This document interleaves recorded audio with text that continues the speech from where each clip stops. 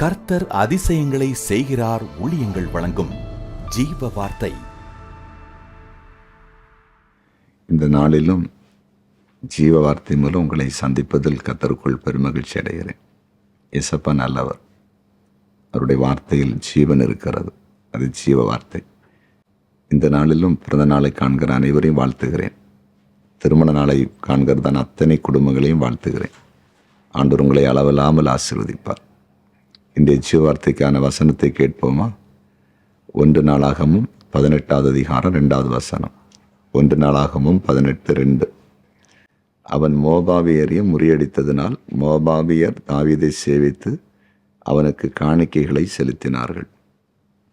இந்த ஜீவ வார்த்தையின் தலைப்பு உங்களை சேவிப்பார்கள். உங்களை சேவிப்பார்கள். அதாவது தாவீது மோபாபியரை முறியடிக்கிறான், அவர்களை துரத்துகிறான். அதனால் அந்த மோபாபியர் இப்போ தாவீதை சேவிக்கிறாங்க. ஏன்னா அவங்கள மேலே இவன் வெற்றி கொண்டான். அவங்கள கீழ்ப்படுத்துறதுனால அவங்க இவனை சேவிக்கிறாங்க.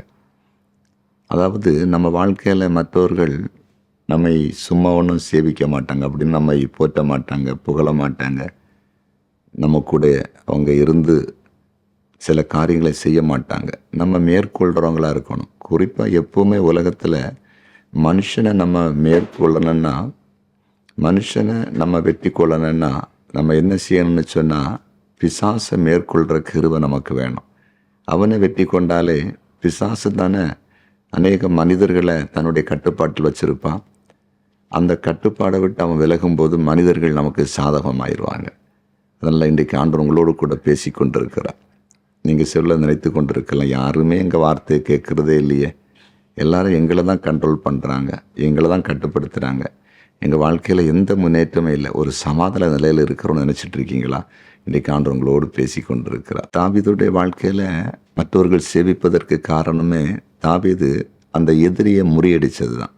அதே மாதிரி உங்கள் வாழ்க்கையில் ஜெபத்தில் சத்துருவை முறியடிங்க, அவனை நீங்கள் துரத்துங்க. நிச்சயமாகவே ஜனங்கள் உங்களை சேவிக்கிறவங்களா மாறுவாங்க. உங்களோடு ஒரு கூட்டம் ஒத்துழைப்பாக இருக்கும். அதை சேவிக்கணும்னு சொன்னால் உங்களோடு இணைந்து செயல்படுவாங்க. நீங்கள் அந்த இடத்துல ஒரு கேப்டனா, ஒரு தலைவனா இருந்து ஆளுகை செய்வீங்க. அந்த காரியம் இன்று முதல் உங்கள் வாழ்க்கையில் நடக்க போகுது. உங்கள் மூலமாக ஆண்டவர் பெரிய காத்து செய்ய போகிறார். இத்தனை காலங்களும் அதாவது நாங்கள் தான் எல்லாருடைய கண்ட்ரோலுக்குள்ளே இருந்து கஷ்டப்படுன்னு சொல்ல நிலையை கர்த்தர் மாற்றி அமைக்கிறார். புரிந்து கொண்டீர்களா?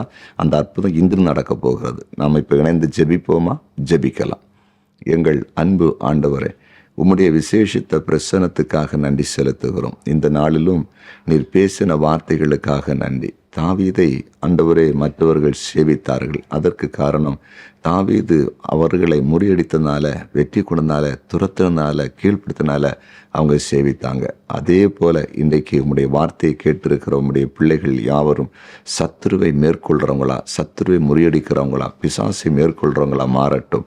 அதன் மூலமாய் ஆண்டவர் இந்த உலகத்தில் இருக்கிற அநேகர் இவர்களை சார்ந்து நிற்கத்தக்கதாய் கர்த்தர் கிரியை செய்யும்படியாய் உம்முடைய ஊழியக்காரன் மன்றாடி ஜெபிக்கிறேன். எங்கள் ஜெபத்தை கேட்டீர், அதற்காய் ஸ்தோத்திரம்.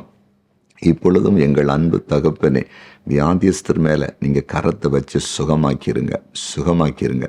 வியாதி படுக்கை விலகட்டும் என்று ஜெபிக்கிறோம். குடும்பங்களில் பிரிவினை விலகட்டும். கோபம், எரிச்சல், சண்டை எல்லாம் மாறி எல்லா வீடுகளிலும் அன்பு இருக்கட்டும் என்று ஜெபிக்கிறேன். வாலிப பிள்ளைகளை ஆசீர்வதிங்க, நல்லா படிக்கட்டும், ஆண்டவருடைய பிள்ளைகளாக இருக்கட்டும், சமுதாயத்துக்கு நன்மை செய்யட்டும். வாலிப பிள்ளைகள் நிமித்தம் பெற்றோர்களுக்கு மகிழ்ச்சி உண்டாகட்டும். வாலிப பிள்ளைகள் நிமித்தம் சபைகளுக்கு ஆசீர்வாதம் உண்டாகட்டும். நீர் அப்படி செய்துவிட்டு நன்றி. குறிப்பாக இந்த நாளில் எல்லாருடைய வாழ்க்கையிலும் ஒரு அற்புதம் கண்டிப்பாக நடக்கட்டும். நீர் எங்கள் ஜெபத்தை கேட்டு நன்றி. இயேசுவின் நாமத்தில் பிதாவே, ஆமேன், ஆமேன், ஆமேன்.